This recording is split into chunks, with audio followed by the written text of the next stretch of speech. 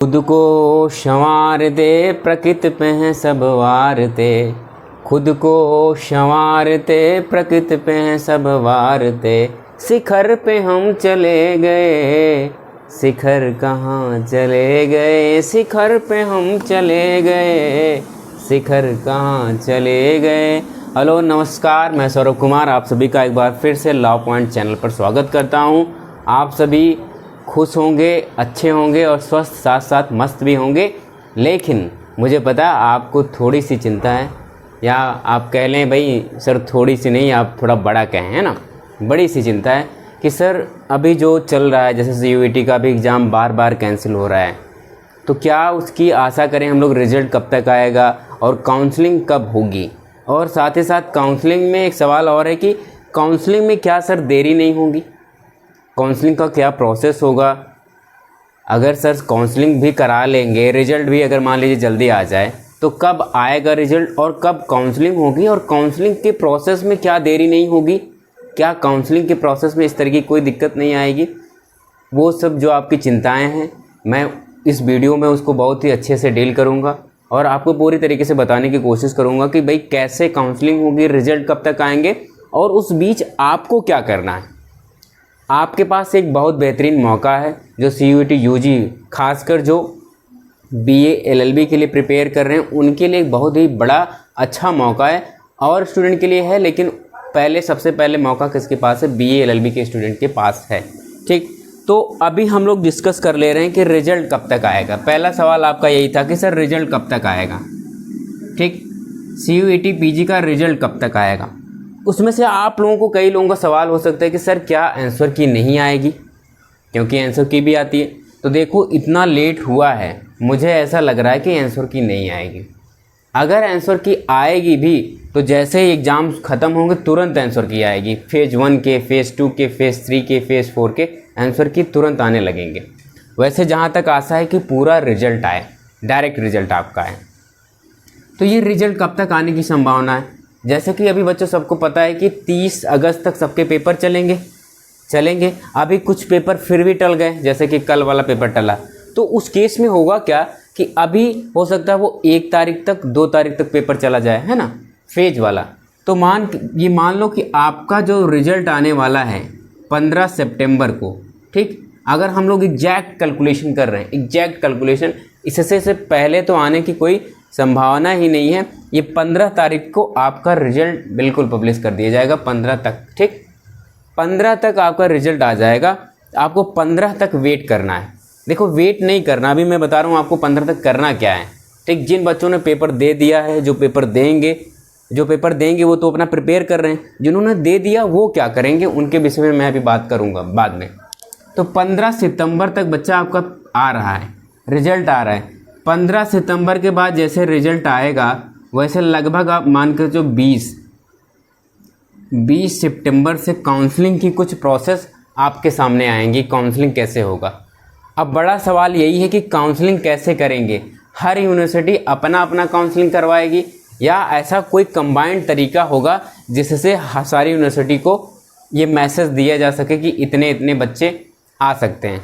अच्छा, आपको क्या लगता है बच्चों कि सबसे रिजनेबल तरीका क्या होगा। देखो सबसे रिजनेबल तरीका यही होगा काउंसलिंग को जल्दी कराने में कि एक ऐसा प्लेटफॉर्म बना लिया जाए NTA के द्वारा कि ताकि वहाँ सारे बच्चे अपना प्रेफरेंस दे सकें कि वो किस यूनिवर्सिटी में पढ़ना चाहते हैं।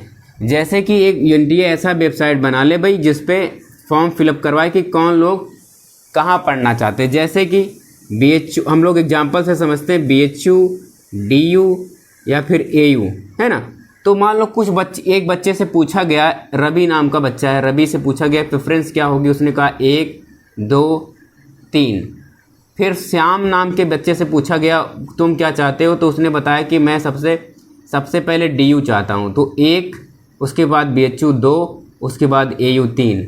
फिर रेशम नाम की लड़की से पूछा गया तो उसने बताया भाई कि मैं सबसे पहले AU चाहती हूँ, पहले AU फिर BHU फिर DU, ऐसे करके प्रेफरेंस भरा लिया जाए तो हमें आंकड़ा हो जाएगा।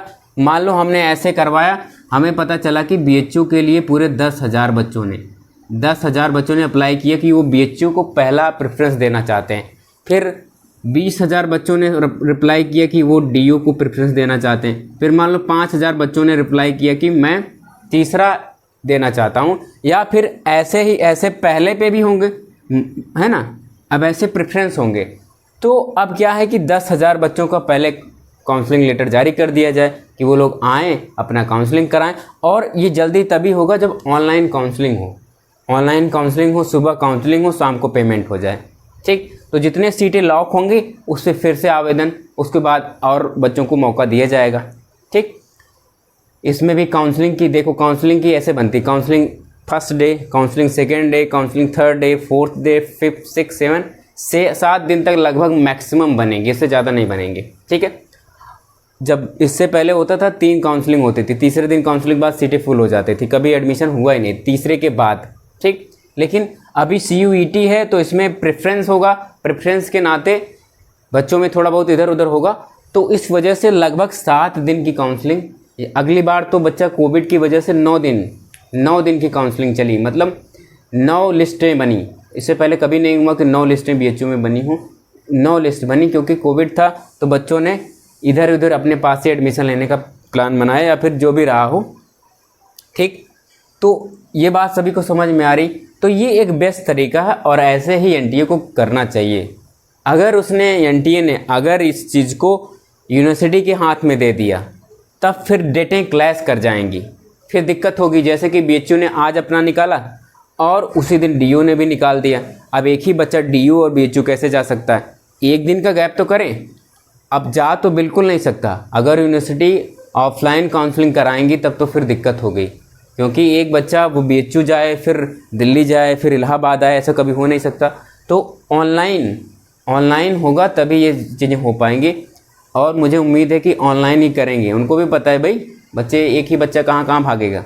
ठीक, तो वो, लेकिन उससे भी पहले ये तरीका है, ऑनलाइन सिर्फ एक प्लेटफॉर्म होना चाहिए जहाँ से एक बच्चा फिल कर सके कि मुझे क्या चाहिए। ठीक, ताकि चीज़ें हो जाए।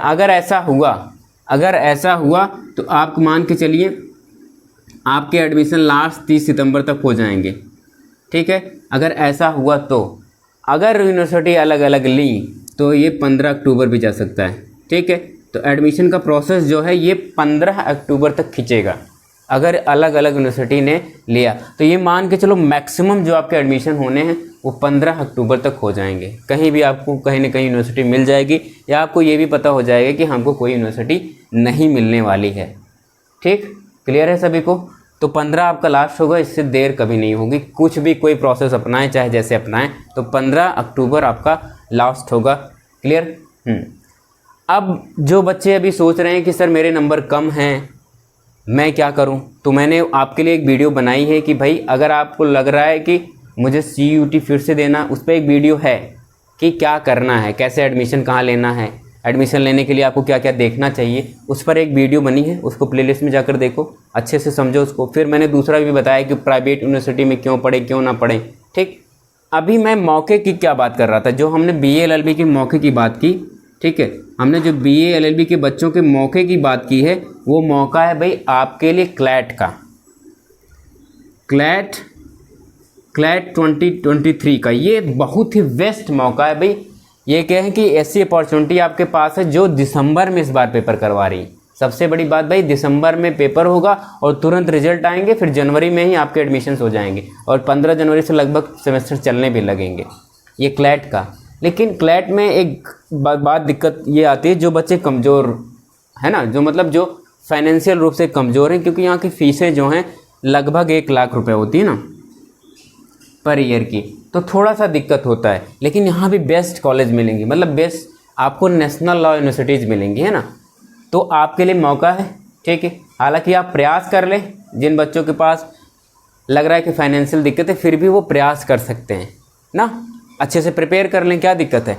तो ये आपके पास एक मौका है कि आप क्लैट 2023 का प्रिपरेशन स्टार्ट कर दें, है ना।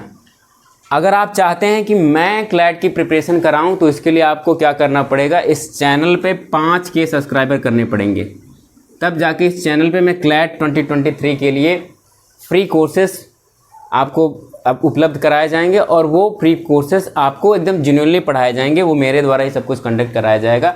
लेकिन इसके लिए आपको ये शर्त पूरी करनी पड़ेगी। क्लियर है? तो ये आपको समझ में आ रहा है। इस पे क्लैट से रिलेटेड जितने भी इंफॉर्मेशन से रिलेटेड वीडियो वो आपको लगभग 8 से 10 दिन में पूरी एकदम एग्जैक्ट नॉलेज हो जाएगी। क्या बुकें पढ़नी हैं, कैसे फॉर्म भरना है, क्या क्या चीज़ें आपको ध्यान रखनी है, सब कुछ उस पर वीडियो आपको विदिन 10 डेज में आपको मिल जाएंगी। बाकी प्रिपरेशन के लिए आप अपने साइड से तैयार रहिएगा, मैं अपने साइड से आपको पढ़ाने के लिए तैयार हूँ। इससे पहले भी स्ट्रेटजी की वीडियो आ जाएगी, कैसे पढ़ना सब कुछ बता दिया जाएगा, वो भी आपको मार्गदर्शन के सीरीज में। ठीक है, तो ये बच्चों आपको बात समझ में आ गई होगी कि हमको क्या करना है। जिनका पेपर हो गया उनके पास एक एग्जैक्ट मौका है कि वो क्लैट 2023 के लिए प्रिपरेशन सही से करें।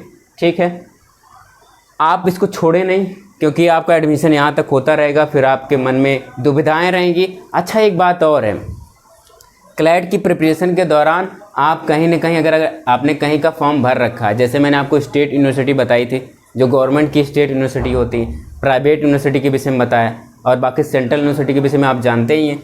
और ये लॉ में एक अलग बात है भाई, नेशनल लॉ यूनिवर्सिटीज़ एक 4 कैटेगरी हो गई है ना। तो अब इसके लिए तो आप प्रिपेयर कर रहे हैं, CUT का आपने एग्ज़ाम दे दिया है, बाकी बचा आपका स्टेट यूनिवर्सिटी आपने दिया होगा जो गवर्नमेंट की होती, या फिर एक लास्ट बनता है प्राइवेट यूनिवर्सिटी, जिस पर वीडियोज अवेलेबल हैं, उसको अच्छे से जाकर देखो और समझो। ठीक, तो एडमिशन भी ले सकते हो।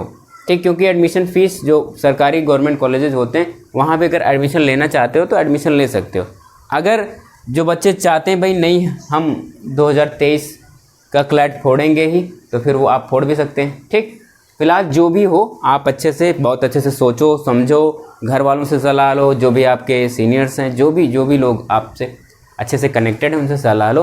उसके बाद अपना एक अच्छा डिसीजन ले लो, उसके बाद आगे प्रिपरेशन करो, या कहीं से एडमिशन लेकर बैकअप के तरीके से, है ना, ताकि बाद में इतना टेंशन ना हो, इतना डिप्रेशन में ना आ जाओ भाई हमने इतना तैयारी किया कुछ नहीं हुआ। ठीक, तो एक बैकअप के रूप में आप काम कर सकते हो। ठीक, तो आज के लिए बस इतना ही। ये वीडियो कैसी लगी कमेंट बॉक्स में ज़रूर बताना। हाँ, और लाइक शेयर सब्सक्राइब करना बिल्कुल नहीं भूलना है, और लोगों को करवाना भी है। ठीक है, चलो आज के लिए बस इतना ही, मिलते हैं नेक्स्ट डे में कुछ नए इन्फॉर्मेशन के साथ।